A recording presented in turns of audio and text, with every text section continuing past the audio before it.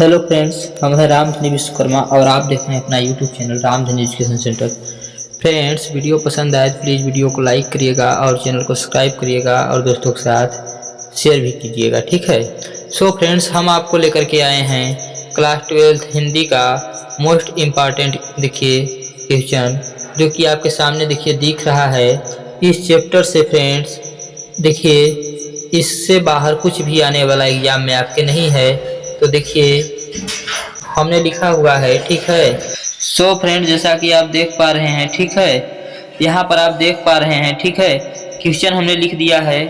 बैठी खिन्ना एक दिवस में गेह में थी अकेली, आके आंसू दृग युगल में थे धरा को भिगोते, आई धीरे इस सदन में पुष्प सदगंध को ले, प्रातः वाली सुपवन इसी काल बतैनों से, संतापों को विपुल बढ़ता देख के दुखता हो, धीरे बुरी सदुख उससे श्रीमती राधिका हूँ। यूं प्यारी प्रातः पवन इतना क्यों मुझे सताती, क्या तू भी है कुलसित हुई काल की क्रूरता से। सो फ्रेंड्स, इस कविता के लिए देखिए यह पवन दूतिका नामक पाठ से देखिए लिया गया है। इसके देखिए जो ठीक है, एक मिनट, हाँ, इसके देखिए जो लेखक हैं वो कौन है, अयोध्या सिंह उपाध्याय हैं, ठीक है। ये देखिए, तो इसमें देख लीजिएगा आप, इसकी हम लोग एक मिनट, इसका हम लोग पहले संदर्भ को देखेंगे, ठीक है, उसके बाद फिर व्याख्या को भी देख लेंगे, ठीक है। तो इसमें देखिए कह रहा है, ठीक है, इसमें कह रहा है। सो फ्रेंड, जैसा कि आप देख पा रहे हैं, इसकी हम लोग जब व्याख्या देख रहे हैं तो इसमें देखिए दिया गया है संदर्भ प्रस्तुत पद्यांश हमारी पाठ्य पुस्तक काव्यांजलि में संकलित अयोध्या सिंह उपाध्याय हरिऔध द्वारा रचित पवन दूतिका शीर्षक कविता से उद्धृत है, ठीक है। प्रसंग में देखिए प्रस्तुत गद्य में राधा द्वारा प्रातःकालीन पवन को फटकार लगाने और वर्णन किया गया है। राधा को लगता है कि प्रातः की सुगंधित वायु उसके दुख की ओर अधिक बढ़ा रही है, उसके दुख को और अधिक बढ़ा रही है, ठीक है। देखिए थोड़ा हम लोग और ऊपर चलेंगे और इसको भी देख लेंगे, ठीक है।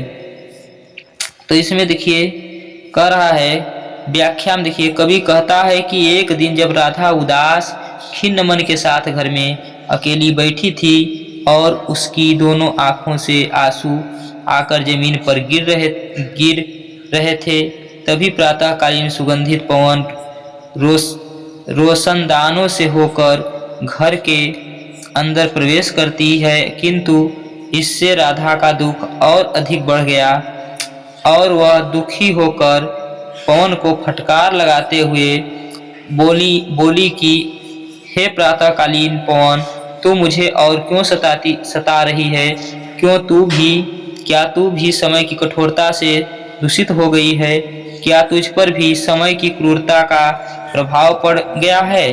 कहने का प्राय है कि दुखी राधा को सुगंधित पवन का झोंका और भी दुख कर रहा है। इसे वह पवन की क्रूरता मान रही हैं और पवन से पूछ रही हैं कि आखिर वह क्रूर क्यों हो गई हैं। सो फ्रेंड्स, यह व्याख्या थी। आगे देखिए हम लोग देखते हैं, इसमें देखिए हम लोगों ने काव्य संदर्भ देख लेंगे। भाव पक्ष है पहला, देखिए राधा की मनोदशा का भावपूर्ण चित्रण हुआ है और रस वियोग श्रृंगार है, ठीक है। और इसमें काल पक्ष देखिए, भाषा खड़ी बोली है, शैली प्रबंध है, छंद मांदाक्रांता है, अलंकार अनुप्रास तथा मानवीकरण है, और गुण प्रसाद जो है शब्द शक्ति अभिधा है, ठीक है। सो फ्रेंड्स, आगे देखेंगे हम लोग। इसमें कह रहा है, देखिए उपर्युक्त पद्यांश पढ़कर निम्नलिखित प्रश्नों को उत्तर दीजिए। तो प्रस्तुत पद्यांश का संदर्भ लिखिए, ठीक है। प्रस्तुत पद्यांश हमारी पाठ्य पुस्तक में संकलित अयोध्या सिंह उपाध्याय हरिऔध द्वारा रचित पवन दूतिका शीर्षक कविता से उद्धृत है, ठीक है। रेखांकित अंश की व्याख्या कीजिए। तो रेखांकित अंश की व्याख्या के लिए आप ऊपर कविता को देख लीजिएगा और आप व्याख्या को देख करके व्याख्या आप देख लीजिएगा, ठीक है। आगे देखिए, इसमें प्रस्तुत पद्यांश में कवि ने राधा की किस स्थिति का वर्णन किया है। प्रस्तुत पद्यांश में कवि ने विरहावस्था के कारण दुखी नायिका राधा का वर्णन किया है, जिसके नयनों से आंसुओं की धारा बह रही है, ठीक है, तथा मन को हर्षित एवं आनंदित करने वाली प्रातःकालीन पवन भी नायिका को दुखी करती है। नायिका की इसी स्थिति का वर्णन कवि ने किया है। ठीक, आगे कह रहा है क्वेश्चन में, ठीक है, नायिका ने पवन को क्रूर क्यों कहा है। ठीक है, ये क्वेश्चन बार बार पूछा गया है एग्जाम में। नायिका का मन खिन्न एवं उदास था, उसके नयन आंसुओं से भरे हुए थे। नायिका की इस दैन्य दशा में प्रातःकालीन पवन जब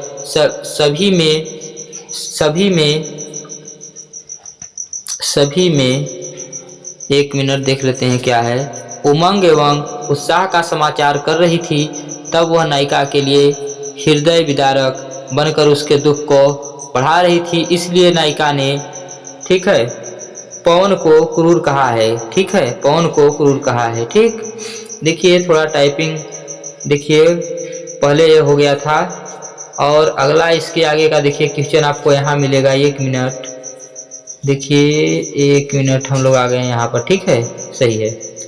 सो फ्रेंड देख पा रहे हैं प्रस्तुत पद्यांश की रस योजना पर प्रकाश डालिए। तो कह रहा है प्रस्तुत पद्यांश में वियोग श्रृंगार रस है। ठीक है, इस पद्यांश में कवि ने नायिका की विरह अवस्था का वर्णन किया है। ठीक है, आगे देखिए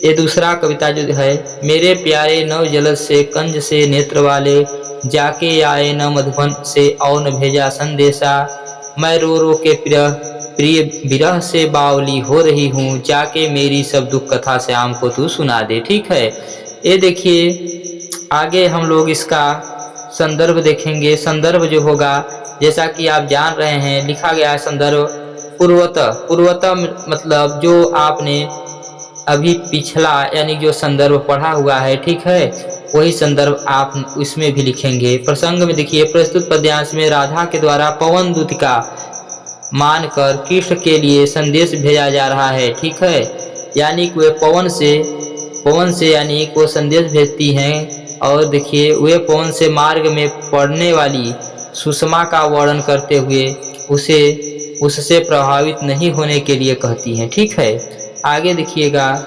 व्याख्या भी इसमें कहा गया है। ठीक है, दिया गया है व्याख्या। पवन से अपनी वो विरह व्यवस्था बताती हैं। राधा कहती हैं कि नवीन बादल से शोभामान एवं कमल समान सुंदर नेत्र वाले मेरे प्रियतम कृष्ण वज्र के इस वन मधुबन को छोड़कर जाने के पश्चात फिर यहाँ नहीं आए, और न तो उन्होंने मेरे लिए कोई संदेश ही भेजा। उनसे बिगड़कर मेरी दशा अत्यंत दयनीय हो गई है। मैं रोते रोते पागल हो रही हूँ, अतः तुम जाकर मेरे इन दुखों से उन्हें अवगत कराना। ठीक है, ये कौन कहता है, तो राधा पवन से कहती हैं। ठीक है, उनकी देखिए कुछ यानी पहचान भी बताई है कि नवीन बादल से शोभामान, यानी कि उनको नवीन बादल से शोभामान एवं कमल समान सुंदर नेत्र वाले होंगे। तो आप मान लेना कि वही भगवान श्री कृष्ण हैं। ठीक है, आगे देखिएगा क्वेश्चन, इसमें देखिए जैसा कि आप देख पा रहे हैं। ठीक है, काव्य संदर्भ जो है, ठीक है, वो क्या है, भाव पक्ष। राधा प्रिय विरह से उत्पन्न व्याकुलता के विषय में पवन को बताते हुए उसे उसके संदेश के अति शीघ्र प्रिय तक पहुँचाने के लिए, ठीक है, पहुँचाने के लिए कहती हैं। ठीक है, देखिए दूसरा रस वियोग श्रृंगार है। कला पक्ष जो है, भाषा खड़ी बोली है। शैली प्रबंध है, आपको बता दिए। छंद जो है मांदाक्रांता है। अलंकार उपमा है। पुनरुक्ति प्रकाश है। अंत्यानुप्रास है एवं मानवीकरण है। ये देखिए अलंकार है। और देखिए आगे हम लोग देख लेंगे इसमें, तो कह रहा है गुण क्या है, प्रसाद है। ठीक है, शब्द शक्ति अभिधा है। देखिए मेरे प्यार नव जा न विश्राम लेना। ठीक है, इसके आगे देखिए उपर्युक्त पद्यांश पढ़कर निम्नलिखित प्रश्नों के उत्तर दीजिए। तो पहला करा है कि राधा किसके द्वारा कृष्ण को संदेश भिजवाती हैं। तो देखिए सिंपल सी बात है, राधा ने पवन के द्वारा, किसके द्वारा, देखिए कह रहा है ना, राधा पवन द्वारा कृष्ण को संदेश भिजवाती हैं। थोड़ा सा अट्रैक्टिव बनाने के लिए, क्वेश्चन को और अच्छा बनाने के लिए, जिससे एग्जाम में प्रसन्न हो सके, बढ़ा दिया गया है ताकि पवन उसकी विरह व्यवस्था को कृष्ण को सुना सके। ठीक है, कृष्ण का संदर्भ कैसा है उल्लेख कीजिए। तो आगे देखिए, तो कह रहा है श्री कृष्ण का संदर्भ नवीन बादल के समान यमान है तथा उसके नेत्र कमल के समान सुंदर हैं। ठीक है, करा रेखांकित अंश की व्याख्या कीजिए। तो रेखांकित अंश की व्याख्या के लिए आप ऊपर की व्याख्या देख लीजिएगा। ठीक, आगे आप देखिए, इसमें कह रहा है कि राधा की मनोदशा का वर्णन कीजिए। ठीक है, तो कृष्ण से बिछड़कर राधा की मनोदशा अत्यंत दयनीय हो गई है। कृष्ण के विरह में राधा रोते रोते पागल हो गई हैं। वह कहती हैं कि जब से कृष्ण वज्र को छोड़कर गए हैं तब से वह न तो स्वयं आए हैं और न ही उन्होंने कोई संदेश भेजा है। इसी कारण रोते रोते उसकी दशा पागलों जैसी हो गई है। ठीक है, करा है उपर्युक्त पद्यांश का शीर्षक और कवि का नाम लिखिए। तो उपर्युक्त पद्यांश का शीर्षक पवन दूतिका है तथा कवि का नाम अयोध्या सिंह उपाध्याय हरि औध है। चलिए हम लोग आगे देखते हैं। थोड़ा सा बताए हैं आपको कि टाइपिंग थोड़ा सा गड़बड़ हो गया है, देखिए भाई आगे पीछे हो गया है और क्या। चलिए तीसरा आपको यहाँ से मिल जाएगा। ठीक है, चलिए देख लेते हैं तीसरा जो लाइन है। देखिए कविता का, जाते जाते अगर पथ में कलांत कोई दिखावे तो जाके सन्निकट उसकी क्लांतियों को मिटाना, धीरे धीरे परस करके गात उत्ताप खोना। यही देखिए रेखांकित अंश की व्याख्या है जो लाइन है ना, सदगंधों से श्रमित जन को। ठीक है, श्रमित जन को। ठीक है, एक मिनट, श्रमित जन को, ये देखिए रेखांकित अंश की व्याख्या है, हमने इसको आपको अंडरलाइन कर दिया। ठीक है, अब देखिए कलर हम फिर अपना चेंज कर लेंगे और देखिए तो कह रहा है लचित, हाँ, सदगंधों से श्रमित जन को हर्षितों सा बनाना, लज्जाशीला पथिक महिला जो कहीं दृष्टि आए, होने देना विकृत वसना तो न तू सुंदरी को, जो थोड़ी भी श्रमित वह हो गोद ले श्रांति खोना, होठों की और कमल मुख की मलनताएं मिटाना। ठीक है, इसका देखिए आइए हम लोग संदर्भ देखिए पूर्वता रहेगा। ठीक है, और इसमें देखिए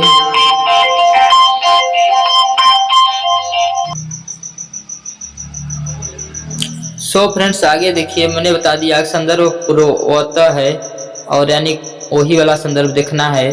और आगे देखिए कह रहा है प्रसंग में, देखिए क्या कह रहा है इसमें, कह रहा है प्रस्तुत पद्यांश में राधा मथुरा जाने वाली पवन दूतिका को, ठीक है, मार्ग में मिलने वाले मनोरम व स्थलों व दृश्यों से अवगत कराती हुई उसे उनसे मोहित न होने किंतु दुखियों के कष्ट दूर करने की सीख देती हैं।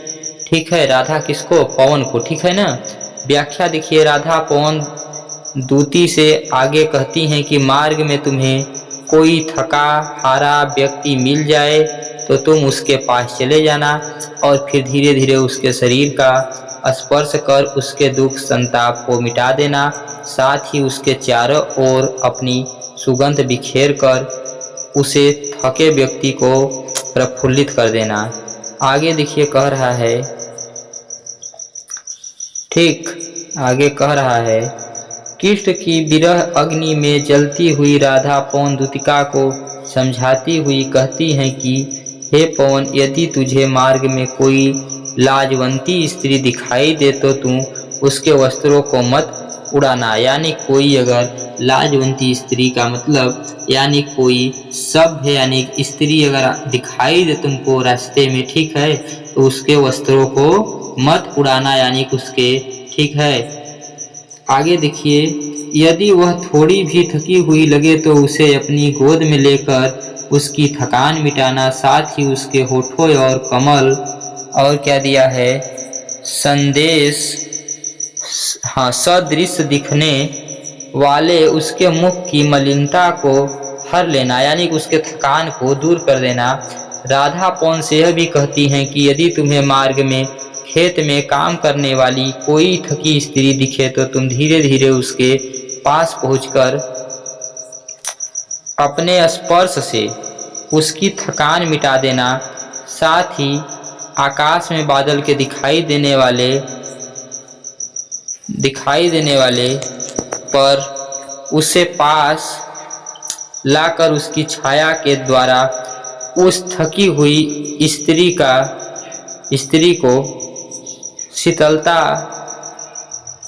प्रदान करना, उसे आराम पहुंचाना। ठीक है, यानी बादल अगर आकाश में दिखाई देगा तो उसके पास ले आ करके उसको आराम पहुंचाना। ठीक, आगे देखिए क्या कह रहा है। देखिए इसमें जो काव्य संदर्भ है, भाव पक्ष देखिए, पद्यांश में मथुरा के भव्य मंदिरों का गुण गान किया गया है। रस देखिए शांत है। कला पक्ष है, भाषा खड़ी बोली, शैली प्रबंध, छंद मांदाक्रांता है। अलंकार है, पुनरुक्ति प्रकाश, उपमा एवं अनुप्रास। ठीक, गुण प्रसाद है, शब्द शक्ति अभिधा है। आगे देख लीजिएगा, इसमें कह रहा है, ठीक है, उपर्युक्त पद्यांश पढ़कर निम्नलिखित प्रश्नों के उत्तर दीजिए। राधा पवन को कलांत व्यक्ति के संदर्भ में समझाती हैं।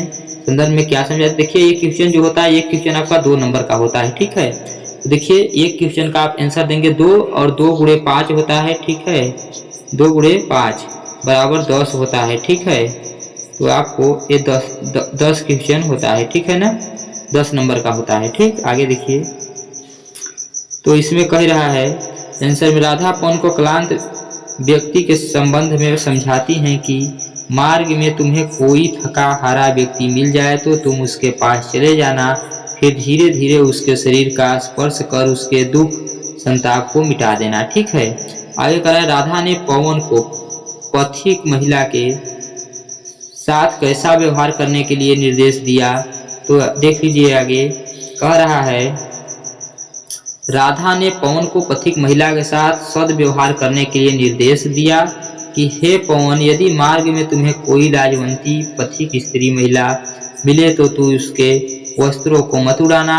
यदि वह थकी हुई लगे तो उसे अपनी गोद में लेकर उसकी थकान मिटाना। ठीक है, कह रहा है कमल मुख में कौन सा अलंकार है? तो कमल मुख में उपमा अलंकार है। यह मुख की तुलना कमल से की गई है। ठीक है, जब किसी वस्तु की या किसी आदमी की, ठीक है, किसी का कोई चीज का अगर तुलना किसी चीज से किया जाता है तो वहाँ कौन सा अलंकार होता है? तो उपमा अलंकार होता है। कौन अलंकार होता है? यहाँ देख लेंगे, उपमा अलंकार होता है। ठीक है, आगे देखिए, कह रहा है रेखांकित अंश की व्याख्या कीजिए। तो रेखांकित अंश की व्याख्या के लिए आप देख लेंगे। ठीक है, आगे बैक करके, ठीक है, कविता को, और कह रहा है प्रस्तुत पद्यांश की रस योजना पर प्रकाश डालिए। ठीक है, तो रस योजना प्रकाश देखिए, कह रहा है प्रस्तुत पद्यांश में वियोग श्रृंगार रस है। इस पद्यांश में कवि ने, ठीक है, नायिका की विरह गाथा का वर्णन किया है। ठीक है, चलिए आगे फिर हम लोग चलेंगे ऊपर। ठीक है, और हम लोग जाएंगे यहाँ पर, 1 मिनट, ये कहाँ गया हम लोगों का, 1 मिनट, यहाँ भी है। ठीक है, क्वेश्चन नंबर 5 यहाँ पर है, कराए उपयुक्त पद्यांश के पाठ और शीर्षक का नाम लिखिए। तो प्रस्तुत पद्यांश के पाठ शीर्षक पवन दूतिका हैं तथा कवि का नाम, ठीक है, अयोध्या सिंह उपाध्याय हरिऔध है। आपको हम पहले भी क्वेश्चन में बता चुके हैं। ठीक है, आगे देखिए, कह रहा है, ठीक, कराए लज्जाशीला पथिक महिला जो कहीं, हाँ 1 मिनट,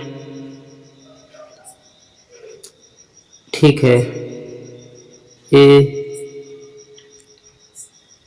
हाँ, लज्जाशीला पथिक महिला जो कहीं दृष्टि आए, होने देना विकृत वासना तो न तू सुंदरी को, जो थोड़ी भी श्रमित वह हो, गोद ले श्रांति खोना, होठों की और कमलमुख की मलनताएं मिटाना, कोई कलांता कृषक ललना खेत में जो दिखावे, धीरे धीरे परस उसको क्लांतियों को मिटाना, जाता कोई जलद यदि हो व्योम में तो उसे लाछाया द्वारा सुखित करना तप्त भूतांगना को। ठीक है, आगे देखिए, कह रहा है, ठीक है, तो इसमें देखिए कह रहा है,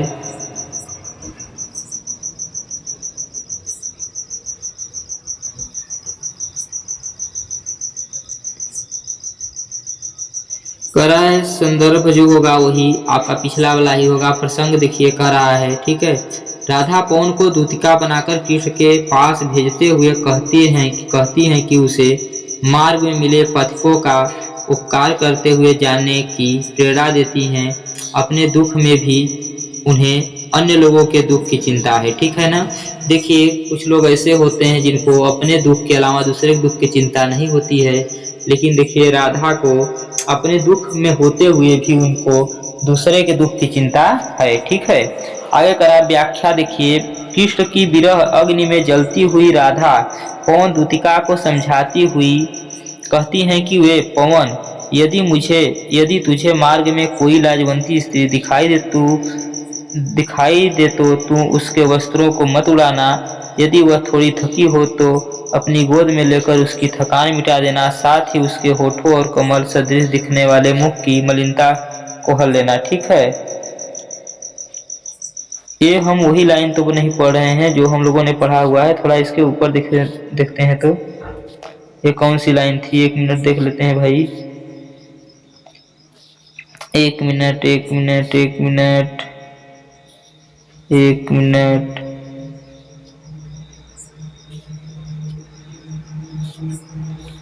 मिनट। ये लाइन तो हम लोगों ने वही पढ़ा है ना, ठीक है। 1 मिनट, चलिए इसको आप देख लीजिएगा, हो सकता है हमने पढ़ा हो, ठीक है। तो इसके आगे देखिए, इसके आगे का जो है, ठीक है, इसको आप देख लीजिए। जो प्यारे मंज उपवन या वाटिका में खड़े हों, छिद्रों में जा क्वड़ित करना, वेणुषा किंचकों को यो होवेगी सुरति, उनको सर्व गोपांगना की, जो है वंशी श्रवण रुचि से दीर्घ उत्कंठ होती, ला के फूल कमल दल को श्याम के सामने ही थोड़ा थोड़ा विपुल जल में व्यग्र हो डुबाना, यूं देना ए भागिनी जतला एक अम्भोज नेत्रा, आँखों को ही विरह विधुरा वार में बोलती, ठीक है। आगे देखिए कह रहा है, जो इसमें देखिए संदर्भ होगा वो पूर्वतः होगा, प्रसंग कर रहा है। प्रस्तुत पद्यांश में राधा पवन को कृष्ण के समक्ष अपना संदेश भेजने के लिए बांसों और कमल के खिले हुए फूलों को माध्यम बनाने की सीख दे रही हैं, ठीक है। यानी खिले हुए, देखिए कह रहा है संदेश भेजने के लिए बांसों और कमल के खिले हुए फूलों को माध्यम बनाने के लिए संदेश दे रही हैं, ठीक है। व्याख्या कर रहा है, राधा पवन को कहती है कि यदि तुम्हें कृष्ण किसी उपवन में, ठीक है, किसी उपवन अथवा बगीचे में खड़े नजर आए तो तुम बांसों के छिद्रों में पहुंचकर उन्हें बांसुरी सदृश बजाना, ताकि उन्हें उनकी बांसुरी सुनने के लिए व्याकुल होती गोपियों की याद आ जाए, ठीक है। आगे देखिए कह रहा है राधा आगे कहती हैं कि मेरे प्रियतम के समक्ष ही खिले हुए कमल की, ठीक है, पंखुड़ियों को व्याकुल होकर थोड़ा थोड़ा जल में डुबोना, ताकि ए बहन यह देख कृष्ण को इसका आभास हो जाए कि कमल नेत्रों वाली राधा वियोग में व्यथित होकर अपने नेत्रों को आंसुओं में डुबोए रखती है, अर्थात दिन रात रोती रहती है, ठीक है। ये देखिए आगे जो भी दिया गया है, ठीक है, आप इसको याद कर लीजिएगा। काव्य संदर्भ क्या है, भाव पक्ष है। प्रस्तुत पद्यांश में राधा द्वारा पवन को बगीचे में खड़े कृष्ण तक अपना संदेशा पहुंचाने की विधियां बता रही हैं। रस क्या है, वियोग रस है। कला पक्ष है, भाषा खड़ी बोली शैली प्रबंध है। छंद मांदा क्रांता अलंकार उपमा है। अनुप्रास एवं पुनरुक्ति प्रकाश है, ठीक है। गुण प्रसाद है। शब्द शक्ति अभिधा है, आपको बता दिए। देखिए आगे कह रहा है, भाव साम्य जो सूरदास के इस पद में उपरोक्त पद्यांश से भाव साम्यता दिखाई गई है। निशिदिन बरसत नयन हमारे सदा रहत, पविस ऋतु हम पर जब ते श्याम सिधारे, अजन थीर न रहत अखियन में कर कपोल भय कारे, कंचुक पट सुखत नहीं कबहूँ, उच्च बीच बहत पनारे, आंसू सलिल भय पग थाके बहे जात शीत तारे, सूरदास अब डूबत हैं ब्रज, काहे न लेत उबारे। देखिए आगे यहाँ पर देख लीजिएगा, यही तो आपका मेन इम्पॉर्टेंट है जो कि 2 यानी कि नंबर में आपसे पूछा जाता है, नंबर में पूछा जाता है। ठीक है, तो आप इसको 2 गुणे आपको कितना होता है 5 होता है, बराबर कितना 10 नंबर का ही तो पूछा जाता है। ठीक है, तो करा प्रस्तुत पद्यांश का शीर्षक तथा रचनाकार का नाम लिखिए। तो करा प्रस्तुत पद्यांश का शीर्षक पवन दूतिका है तथा रचनाकार का नाम अयोध्या सिंह उपाध्याय रियौद है। आप इसको एक बार फिर रिपीट कर लीजिए। आगे देखिए, तो इसमें कह रहा है कि राधा स्वयं विरहावस्था से कृष्ण को अवगत कराने के लिए पवन को क्या उपाय सुझाती हैं। तो आप देखिए पढ़े ही हैं अभी थोड़ी देर पहले। उत्तर, राधा श्री कृष्ण को स्वयं की विरहावस्था एवं पीड़ा से अवगत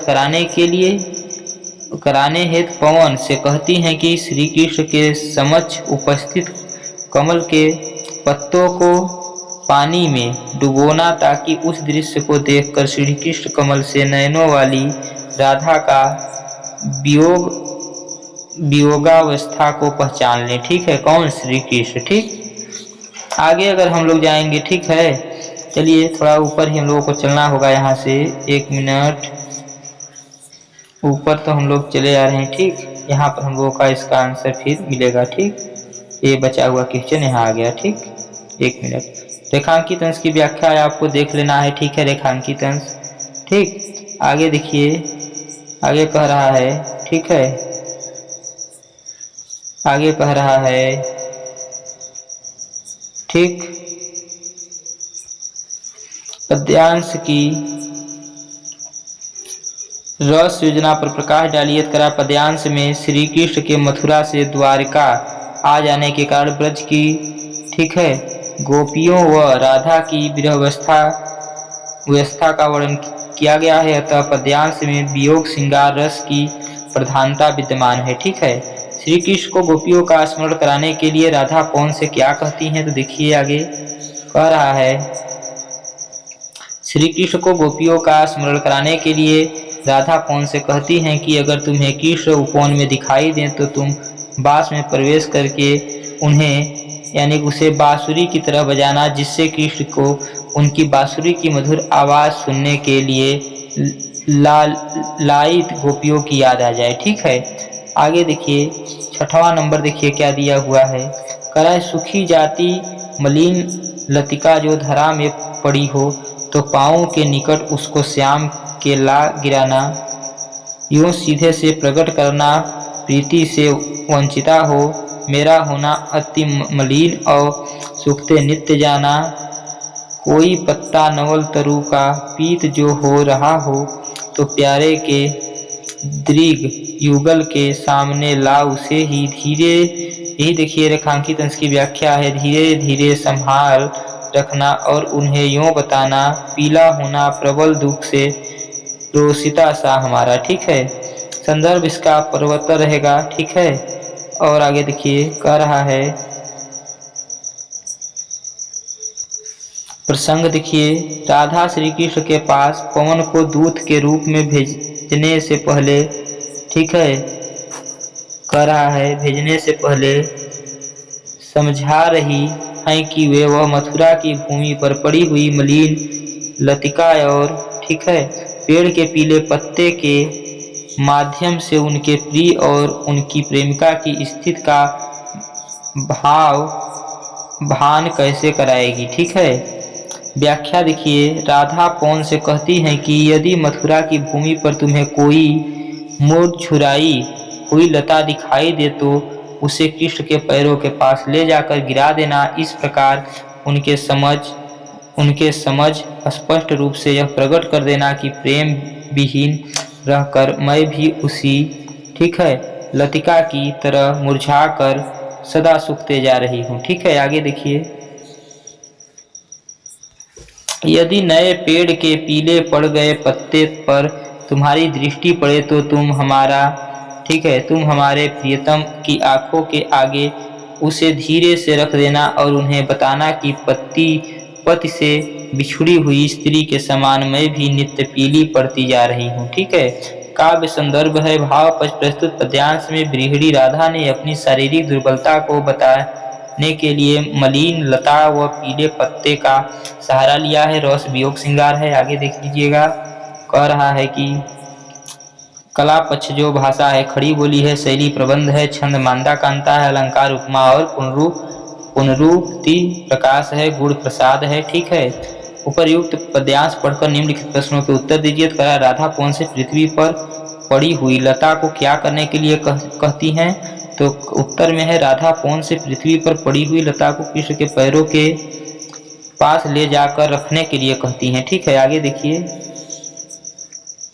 तो इसमें कह रहा है कि सूखी लता से राधा कृष्ण को क्या संदेश देना चाहती हैं? तो सूखी लता से राधा कृष्ण को यह संदेश देना चाहती हैं कि उनके वियोग में वह भी इस लता के समान हो गई हैं, अर्थात उनके प्रेम से विहीन रहकर वह मुरझा कर सूखती जा रही हैं। ठीक है, चलिए हम लोग आगे इसके आगे का देखते हैं। आपको यहाँ इसका पार्ट मिल जाएगा। ठीक है, कहाँ मिलेगा देखिए, चलिए देख लेते हैं हम लोग, 1 मिनट, ये पार्ट यहाँ मिलेगा। ठीक है, ये लास्ट हो गया है क्वेश्चन, थोड़ा इसको इस प्रकार से कर लेंगे हम लोग, तो इसको देख लेंगे। ठीक है, कोई दिक्कत नहीं यहाँ से। चलिए, पीले पत्ते को श्री कृष्ण के सामने लाने से राधा का क्या अभिप्राय है? तो पीले पत्ते को श्री कृष्ण के सामने लाने से राधा का अभिप्राय यह है कि उस पत्ते के माध्यम से वह कृष्ण को अपनी स्थिति का आभास, ठीक है, कराना चाहती हैं। ठीक, कि वह भी पत्ते के समान दिन प्रतिदिन पीली पड़ती जा रही हैं। ठीक है, आगे देखिए, उपर्युक्त पद्यांश की रेखांकित पंक्तियों की व्याख्या कीजिए। तो इसके लिए आप व्याख्या देख लीजिएगा रेखांकित अंश देख करके। ठीक, इसके आगे देखिए कह रहा है, ठीक, इसके आगे आप, ठीक है, 1 मिनट, ठीक, इसके आगे देखिए कह रहा है पाठ का शीर्षक तथा रचयिता के नाम का उल्लेख कीजिए। ठीक है, पाठ का नाम पवन दूतिका है तथा रचयिता का नाम अयोध्या सिंह उपाध्याय हरि औध है। सो फ्रेंड्स, देखिए, थैंक्स फॉर वाचिंग। फिर मिलेंगे नेक्स्ट वीडियो में नेक्स्ट क्वेश्चन के साथ। फ्रेंड्स, ये जो क्वेश्चन हमने आपको बताया हुआ है, सो फ्रेंड्स 1 मिनट रुक जाइए, हम लोग 1 मिनट, ठीक है, क्वेश्चन इसमें है क्या है और 1 मिनट देख लेते हैं। ये जो देखिए, ये देखिए क्वेश्चन आपको 7वां क्वेश्चन है, आपको दिख रहा है, इसको भी आप तैयार कर लीजिएगा। ये देखिए आधा क्वेश्चन ही मैंने लिखा हुआ है। ठीक है, इसके आगे का जो क्वेश्चन है, ठीक है, 1 मिनट 1 मिनट 1 मिनट, आपको यही है ना, ठीक, इसको तो हम लोग पहले देखे ही हैं। ठीक है ना, तो यही क्वेश्चन है फ्रेंड्स, तो आप इसको देख लीजिएगा। ठीक है, इसका आप स्क्रीनशॉट लेकर